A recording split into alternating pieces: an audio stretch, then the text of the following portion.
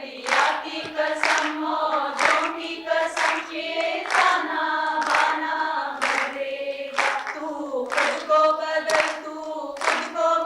तभी तो जमाना बदलेगा। नमस्कार। सामाजिक क्षेत्र का एक नेटवर्क है जो महाराष्ट्र राज्य के सामाजिक संस्था के लिए कार्यरत है, जिसका नाम है महावन, और राष्ट्रीय नेटवर्क है जिसे वाणी कहते हैं। इनके द्वारा महाराष्ट्र के सामाजिक संस्था संगठनों द्वारा जो राष्ट्रीय कार्य हुआ है या राष्ट्रीय योगदान हुआ है, उसके ऊपर एक पॉडकास्ट सीरीज हम लोग ले रहे हैं। इस पॉडकास्ट सीरीज का आगे वाला आज का एपिसोड है श्री दत्ता पाटिल सर के साथ। सर नमस्कार। नमस्ते। दत्ता पाटिल सर ये महावन के कन्वेनर हैं और वाणी के अध्यक्ष हैं। नेटवर्क में सर का काफी गहरा अनुभव रहा है। युवा रूरल एसोसिएशन इस संस्था के सर सीईओ हैं। गत 40 साल से सर का सामाजिक क्षेत्र का अनुभव है। आंदोलन से लेके विकासात्मक कार्य तक सर जिस तरीके से कार्य कर रहे हैं उसके बारे में हम जानेंगे।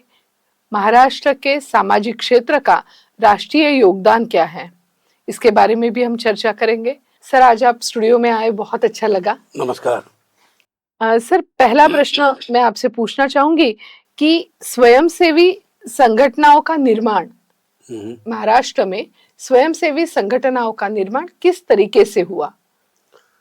अगर हम थोड़ा इतिहास में जाएंगे तो ये जरूर है कि बिल्कुल 1888 में एक कायदा कानून था अपने देश में जिसको हम पब्लिक चैरिटी ट्रस्ट बोलते हैं, और उसके बाद 1860 में सोसाइटी रजिस्ट्रेशन एक्ट वाला आया।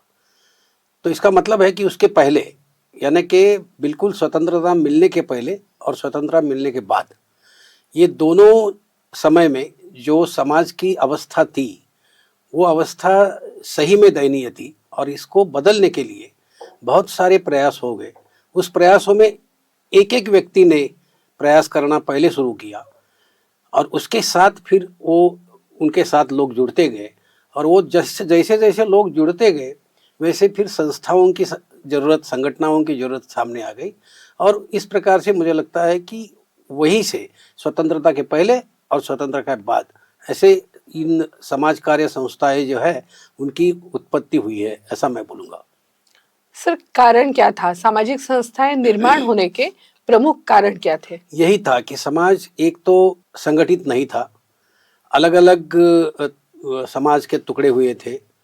दूसरे की सामाजिक परिस्थिति भी दयनीय थी, इवन आर्थिक परिस्थिति अच्छी नहीं थी। राजकीयता तो अभी पूछना नहीं चाहिए, ऐसी सिचुएशन थी।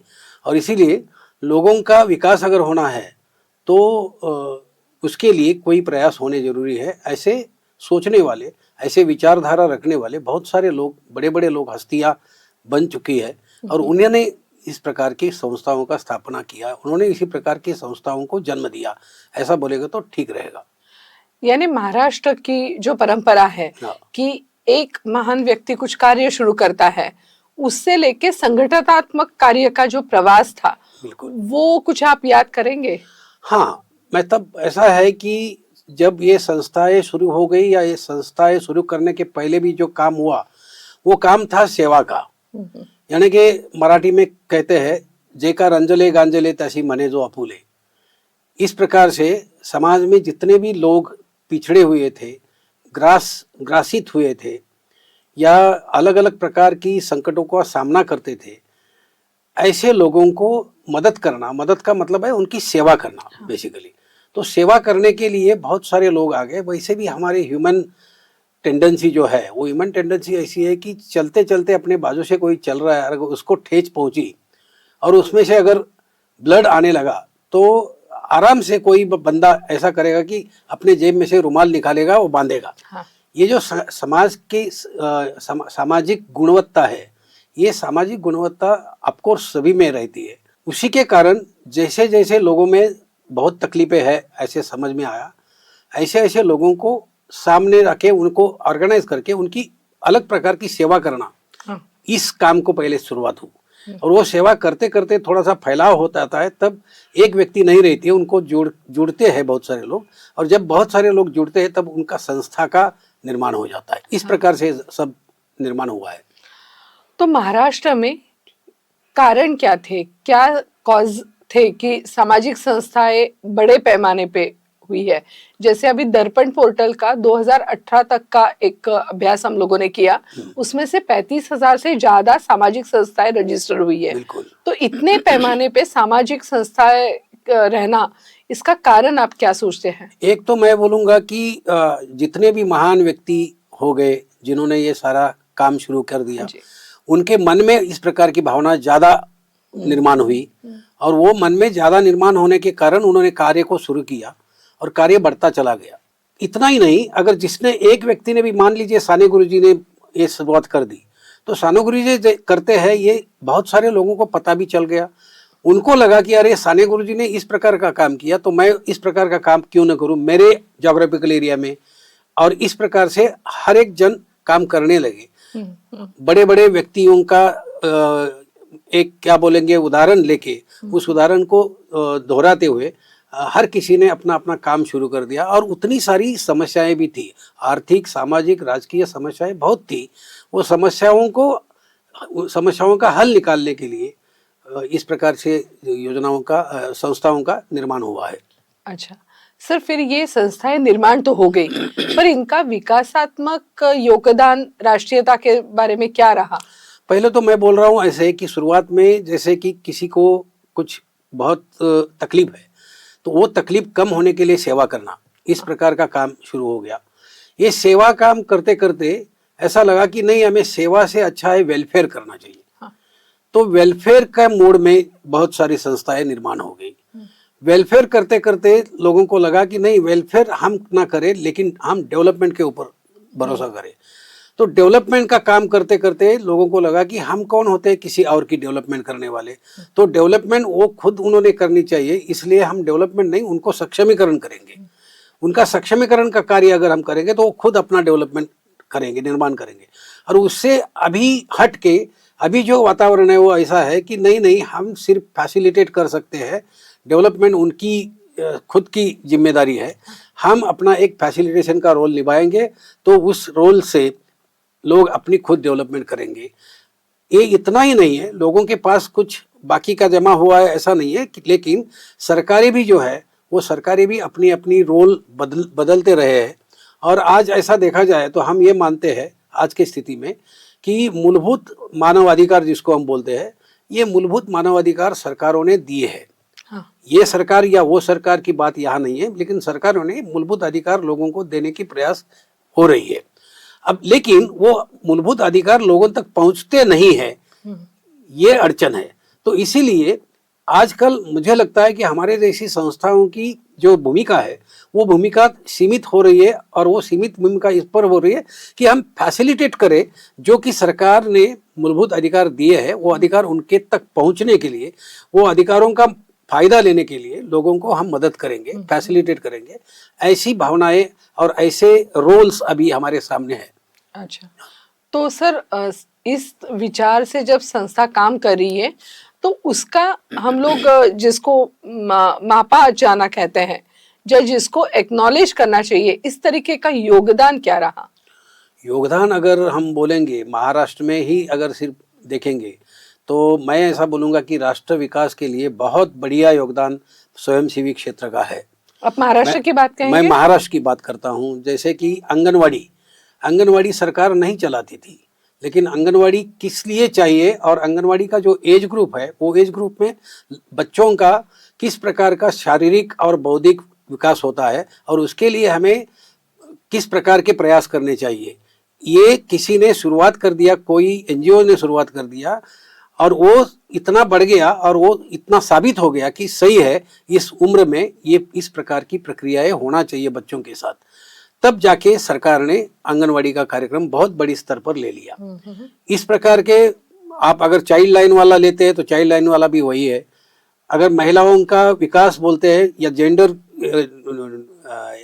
इक्वालिटी की बात करते हैं तो वो लीजिए, ये सारी फॉरेस्ट राइट्स अगर बात करते हैं तो फॉरेस्ट राइट की मुझे याद है कि 1993 में 1993, 94, 95 ये 4-5 साल में जो कानून था, जंगल वन का कानून था, वो वन का कानून जो अंग्रेजों ने यहाँ बनाया था वही कानून हम चलाते रहते थे। आज भी उसके बहुतांश अंश आज भी हम कर रहे हैं, लेकिन ये अलग प्रकार से होना चाहिए। इतना ही नहीं, वन में रहने वाले और वन के आजू बाजू में रहने वाले लोगों का भी उसके अंदर अधिकार होना चाहिए। इस प्रकार की बहुत बड़ी प्रक्रिया राष्ट्र के स्तर पर चली, जिस प्रक्रिया का मैं भी थोड़ा बहुत हिस्सा था।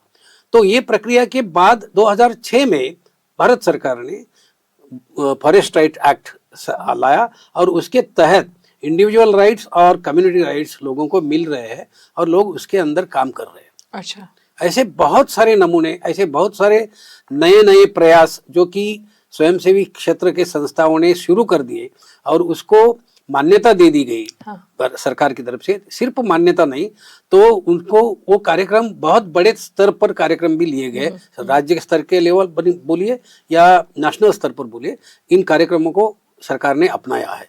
अच्छा, तो उसके कानून भी बने, उसके जीआर भी निकले, जीआर बने, कानून बने।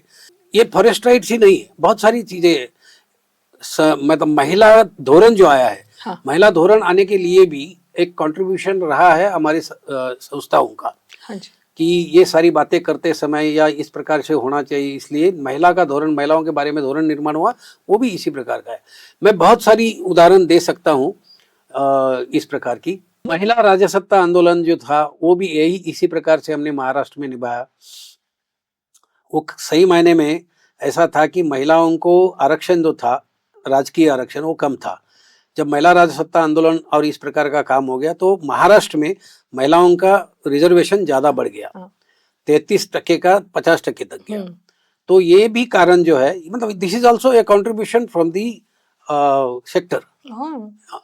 सर, हम लोग जब बात करते हैं कि महाराष्ट्र के स्वयंसेवी संस्था संगठनों ने कुछ राष्ट्रीय स्तर पे योगदान किया, क्या आप चाइल्ड लेबर की बात सबसे कहेंगे? हाँ, CACL, campaign against child labour, ये महाराष्ट्र में, बम्बई में उसकी सेक्रेटरीट थी, लेकिन पूरे देश में ये आंदोलन चल रहा था, कैंपेन अगेंस्ट चाइल्ड लेबर। तो इस प्रकार के कैंपेन, बहुत सारे कैंपेन्स हो गए, जैसे कि वादा ना तोड़ो अभियान, ये भी एक कैंपेन हो गई। लेकिन वादा ना तोड़ो अभियान ये हमने दिल्ली से शुरुआत की, जो मिलेनियम डेवलपमेंट गोल्स के संदर्भ में सरकार को कहना कि आपने वादा किया है कि हम सारे मिलेनियम डेवलपमेंट गोल सिद्ध करेंगे, लेकिन उस प्रकार से होते हुए नहीं दिख रहा था। इसलिए बहुत सारी संस्थाओं ने एक जगह आके सरकार को बोलना कि वादा ना तोड़ो, इस प्रकार की कैंपेन पूरे देश में चलाई। उसका भी नतीजा भी जब मिलेनियम डेवलपमेंट गोल्स खत्म हो गए 2015 को, 2015 के बाद सस्टेनेबल डेवलपमेंट गोल्स जब बनाए गए, ये बनाने की प्रक्रिया भी बहुत साल चली, 3-4 साल चली, और 2015 से वो लागू किए सस्टेनेबल डेवलपमेंट गोल्स। मुझे याद है कि सस्टेनेबल डेवलपमेंट गोल्स का चर्चा जो होता रहता था, वो चर्चा में भी मैं सम्मिलित हुआ था एक बार, और मैंने प्रेजेंटेशन भी किया था उसमें, मेरा खुद का कंट्रीब्यूशन भी उस प्रकार से था। तो ऐसे अलग अलग कैंपेन्स में हमारी महाराष्ट्र की संस्थाओं ने काम किया है। अच्छा। और उसका नतीजा भी अच्छा निर्माण हुआ है। जहाँ पे विरोध करने जैसी बातें थी, तभी हमने बहुत साझा रूप से विरोध क्यों कर रहे हैं, हम विरोध नहीं कर रहे, लेकिन हम सरकार से मांग रहे, इस प्रकार की बातें रखी। और कई बाजू में तो जीआर निकालने के लिए बोलिए या कानून में बदलाव करने के लिए भी हमने सरकार के साथ काम किया और ऐसे बदल के गए। तो क्या हम ये बोल सकते हैं कि महाराष्ट्र के सामाजिक संस्था संगठनों का योगदान सरकार के साथ साथ भी था और कुछ सरकार को इनपुट्स देते हुए भी कार्य किया गया? बिल्कुल, दोनों है। सरकार के काम में भी हमने, जिस प्रकार से डीपीडीसी होता है, हर गांव में होना चाहिए इस प्रकार, तो ये डीपीडीसी में भी हमने सरपंच या बाकी के मेंबर्स है, इनका ट्रेनिंग करना, इस प्रकार का भी काम हमने कर दिया। बहुत सारी संस्था ने इस प्रकार का काम शुरू किया जो कि सरकार को करना था, लेकिन शायद सरकारी फौज वहां तक नहीं पहुंच सकती है, इसलिए सरकार को मदद करने के पक्ष में भी बहुत सारा काम हुआ है। हाँ सर, जब संस्था इस तरीके का काम करती है तो अंदर कार्यकर्ता निर्माण वाली भी बात होती है, तो एक एक कार्यकर्ता निर्माण में भी सामाजिक संस्था का बहुत बड़ा हाथ रहा है। बहुत बहुत सारे लोग, मतलब मुझे याद है बहुत सारे लोग ऐसे भी बोलते थे कि हमने MSW में नहीं सीखा, वो हम यहाँ संस्था के अंदर काम करते समय सीख रहे हैं। तो इसका मतलब ऐसा है कि संस्थाओं ने अपने साथ जो कमिटेड कार्यकर्ता थे, व्यक्तिमत्व दे या जिनको कुछ अपनी जिंदगी में करना है, ऐसे लोग थे। ऐसे लोगों ने हमारी जैसी संस्थाओं के साथ काम करके बहुत बड़ा योगदान भी दिया है और उनको जो चाहिए था वो भी उन्होंने हासिल किया है, बिल्कुल। ऐसा मैं बोलूँगा। तो कार्यकर्ता गढ़ने का एक मात्र तो ऐसा नहीं है कि MSW कॉलेजेस या BSW कॉलेजेस के कारण ही कार्यकर्ता बढ़े, ऐसा नहीं है। लेकिन संस्थाओं के साथ काम करते करते BSW और MSW नहीं किया है, ऐसे भी कार्यकर्ता बहुत बन चुके हैं और उन्होंने अपना योगदान भी दिया है। बिल्कुल, जिस तरीके से व्यावसायिक समाज कार्यकर्ता, प्रोफेशनल सोशल वर्कर इस सेक्टर ने दिए हैं, उस तरीके से वॉलेंटरी सोशल वर्कर्स भी इस सेक्टर ने दिए हैं। यह भी एक प्रकार का योगदान कहा जा सकता है। सर, मैं याद कर रही हूँ, हम 9 is 9 का एक कैंपेन चला था, जो जिसका बहुत फायदा बच्चों को हुआ, उसके बारे में आप प्लीज कहिए ना। ये 9 यानी 6+3 आरोग्य और शिक्षा। हाँ। इसके लिए अपनी जो बजट होती है हर साल की, वो हर साल के बजट में से 3 और 6 एजुकेशन और हेल्थ, इसके लिए परसेंटेज देना चाहिए, रखना चाहिए। लेकिन ये बात बहुत सालों से नहीं हो रही थी, इसलिए हमने एक आंदोलन छेड़ा था कि 9 is 9। सब लोग हम बोलेंगे कि 9% हेल्थ के लिए और बच्चों के लिए यानी एजुकेशन के लिए देना चाहिए, इस प्रकार की बात होगी। कुछ एकदम 9% नहीं बढ़ा, लेकिन कुछ तो बदलाव ये दोनों में, 3 में से 2, कभी 2.5 होते थे, 2 होते थे, 2.25 होते थे, इस प्रकार से होता रहता था हर साल में। तो वो थोड़ा सा बढ़ोतरी आ गया है। हाँ सर, महाराष्ट्र के योगदान में जो वी कैन कैंपेन था उसके बारे में बताइए ना। वो राष्ट्रीय था पर वो महाराष्ट्र से काफी कंट्रीब्यूशन उसने दिया, उसके बारे में कुछ हम सुनना चाहते हैं। बराबर। महाराष्ट्र में जैसे कि मैंने बताया कि साउथ एशिया लेवल कैंपेन था और इंडिया लेवल पर भी ये कैंपेन जोर शोर से कर दिया, लेकिन महाराष्ट्र में भी बहुत सारी संस्थाओं ने मिलकर इस कैंपेन को बहुत बढ़ावा दिया। इतना बढ़ावा दिया कि पूरे महाराष्ट्र में हमने हर शहर में जाके उसके कैंपेन किए थे और हर गांव में जाके कैंपेन किए थे, हर कॉलेज में जाके कैंपेन किए थे। और वहां से ये सब सुनने के बाद बहुत सारी बड़ी तादाद में लोग वॉलंटियर्स करके जुड़ गए थे। 1,25,000 युवा और महिला कार्यकर्ता वॉलंटियर्स करके जुड़ गए थे, जिन्होंने एक शपथ ली थी कि मैं खुद महिलाओं के ऊपर अन्याय होगा ऐसा कुछ नहीं करूंगा, और अगर मैं कुछ आजू बाजू में देख रहा हूँ कि महिलाओं के ऊपर अन्याय हो रहा है तो मैं ये सहन नहीं करूंगा, मैं उसके अंदर इंटरवीन करूंगा। इस प्रकार की शपथ भी सारे लोगों ने ली थी। पूरे महाराष्ट्र से बड़े तादाद पर इस तरीके का कार्यकर्ता निर्माण या वैचारिकता बदल जो आपने लाया है, ये महाराष्ट्र के सामाजिक क्षेत्र की देन है, इसमें तो कोई शक नहीं है। दत्ता सर, हम पूछना चाहते हैं कि आप महाराष्ट्र के अलग अलग नेटवर्क से या नेशनल नेटवर्क में भी आपका काफी योगदान रहा है। महाराष्ट्र के सामाजिक संस्था संगठनों के जो अलग नेटवर्क्स है, उसका योगदान, इसके बारे में आप क्या कहेंगे? मैं थोड़ा सा और एक बात उसके अंदर जोड़ दूंगा, और वो बात ऐसी है कि अगर हम एक सामाजिक संस्था है तो हम करते क्या है असल में। तो हम ये करते हैं कि कौन से तबके में कौन से लोगों के साथ किस प्रकार के सवाल प्रश्न है, जीने मरने के प्रश्न है, विकास विषयक प्रश्न है, ये समझ लेते हैं। और ये समझने के बाद वही हाल जो है उन लोगों का उनको समझाते हैं। इसको हम बोलते हैं अवेयरनेस। हम अवेयरनेस करके छोड़ नहीं देते। अवेयरनेस के बाद कॉन्सेंटाइजेशन बोलते हैं, यानी मुझे अवेयरनेस तो हुआ लेकिन उसको हम किस प्रकार से एड्रेस करें, ये सवालों को हम किस प्रकार से एड्रेस करेंगे, इसके बारे में भी हम बोलते हैं। एक बार वो होता है तो उनको लगता है लोगों को, नहीं हम हमारे काम के लिए लड़ेंगे, एक साथ आके काम करेंगे, लेकिन वो काम करेंगे इसके लिए उनको और एजुकेशन की जरूरत रहती है। वो एजुकेशन भी हमारी जैसी संस्था उनको देती है।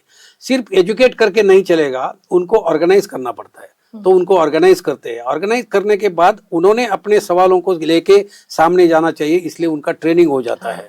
वो ट्रेनिंग के बाद इस प्रकार के ट्रेंड जितने भी लोग होंगे उन सारे लोगों को एक जगह लाना, इसको हमें बोलता हूँ कि एक सारे संस्थाओं ने एक जगह आना, इसको मैं बोलता हूँ कि नेटवर्किंग है। अच्छा। और नेटवर्किंग का मतलब है इस प्रकार से कि मैं जो कुछ कर रहा हूँ उसी प्रकार का कार्य अगर आप कर रहे हैं दूसरे भौगोलिक क्षेत्र में, और तीसरा कोई कर रहा है, तीसरी संस्था कर रही है तीसरे भौगोलिक क्षेत्र में, तो हम जब एक जगह आएंगे तो ये होता है कि हम एक दूसरे से सीख सकते हैं।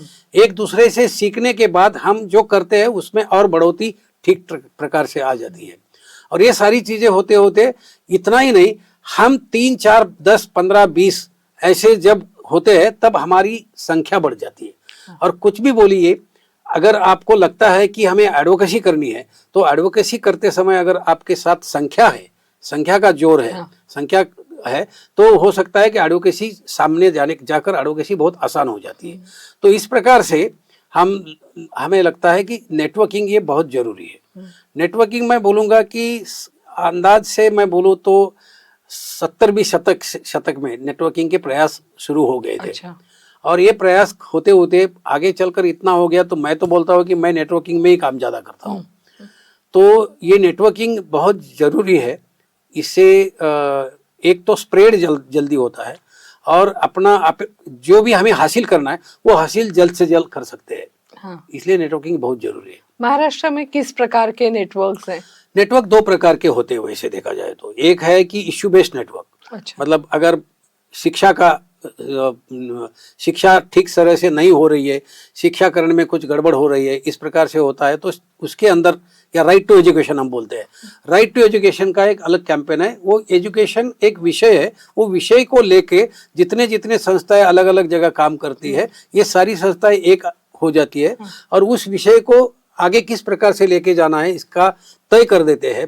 उसके लिए अगर कुछ एडवोकेसी करनी है तो वो क्या करना है वो करते हैं, उसके लिए कुछ रिसर्च करना है तो रिसर्च के बारे में कुछ करते हैं, उसके लिए ट्रेनिंग लेनी है तो ट्रेनिंग के बारे में कुछ करते हैं। इस प्रकार से अलग अलग नेटवर्क मेंबर्स अलग अलग भूमिकाएं भी बांट लेते हैं। और इस प्रकार से एक नेटवर्किंग का जो प्रकार है वो प्रकार है इश्यू बेस्ड नेटवर्क। जो प्रश्न क्या है वो प्रश्न को छोड़ने के लिए, प्रश्न को लेके एड्रेस करने के लिए जो करते हैं लोग, वो एक जगह आकर करते, मैं उसे इश्यू बेस्ड नेटवर्क बोलता हूँ। दूसरा जो नेटवर्क है हमारे यहाँ अभी ज़्यादा हो रहा है, जैसे कि आपने जिक्र किया वानी का, voluntary action network of India, यानी भारत देश में जितनी स्वयंसेवी संस्थाएं हैं वो स्वयंसेवी संस्थाओं ने एक जगह आकर इस प्रकार का नेटवर्क खोला।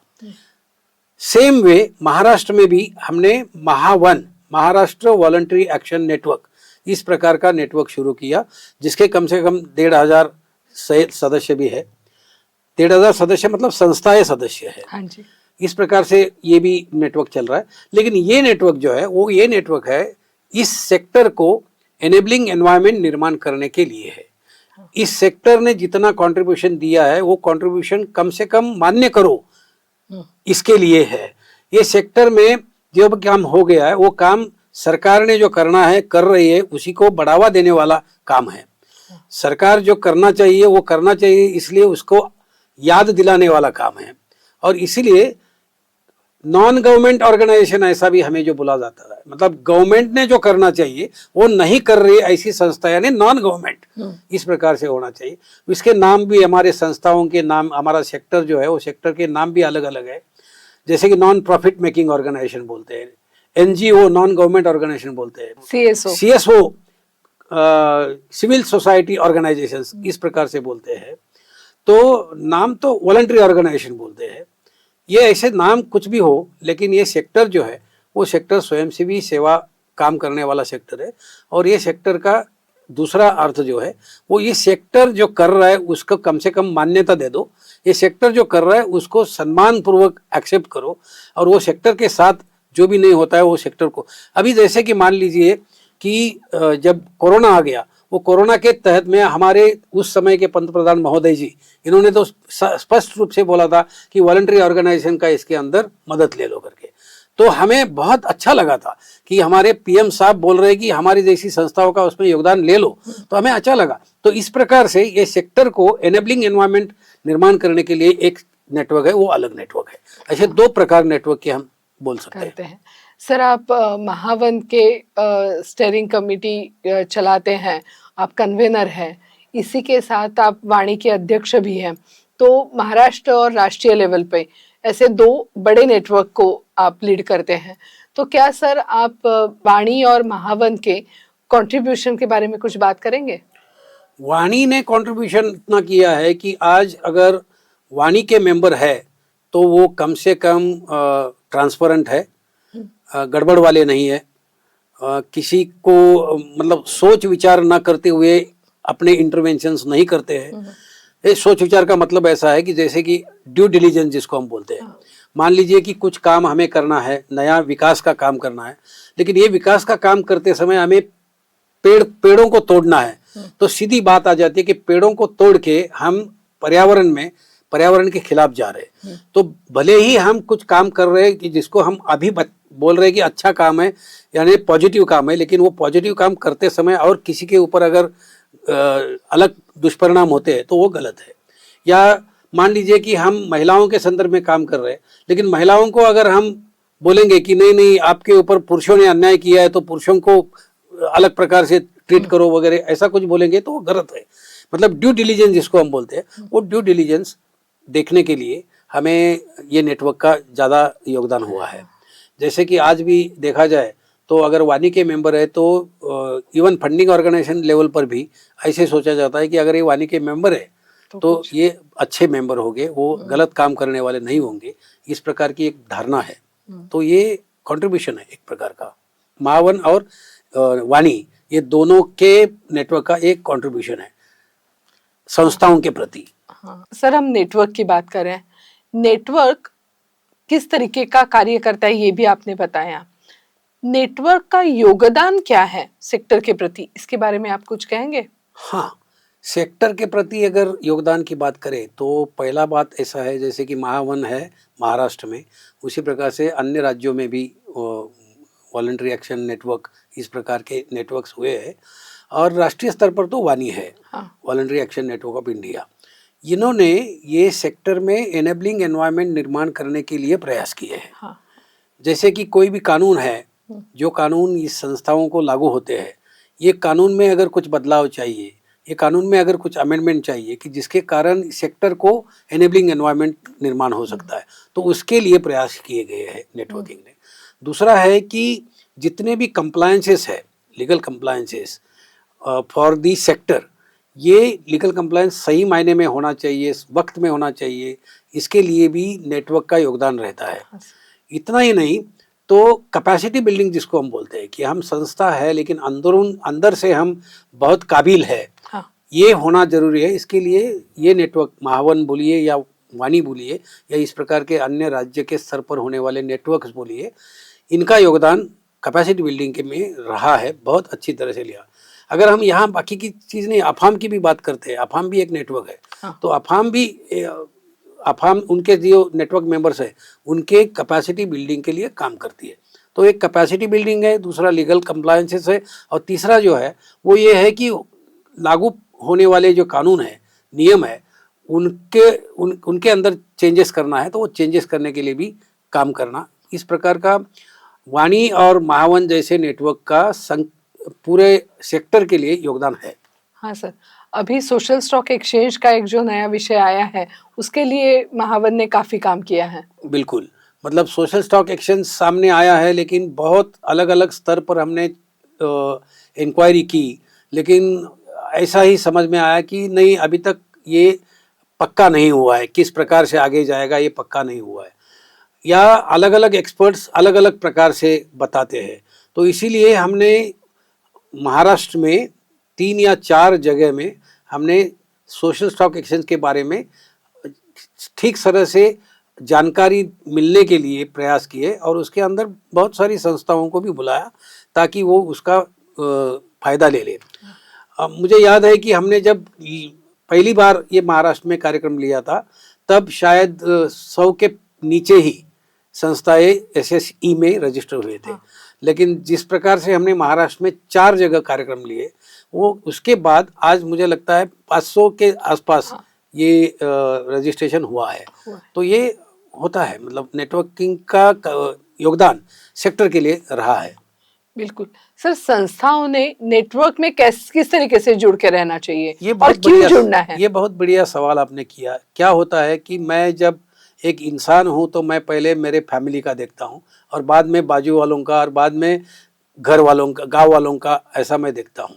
ये सही है, लेकिन संस्था मतलब पूरे गांव का जब देखना है तब और किसी ने देखना चाहिए, मैंने नहीं देखना है, ऐसी बात नहीं आनी चाहिए, ये भावना नहीं होनी चाहिए। संस्थाओं ने वाणी जैसे या महावन जैसे नेटवर्क के साथ जुड़े रहना बहुत जरूरी है, क्योंकि ये एनेबलिंग एनवायरनमेंट उन्हीं के लिए है, हाँ, दूसरा किसी के लिए नहीं है।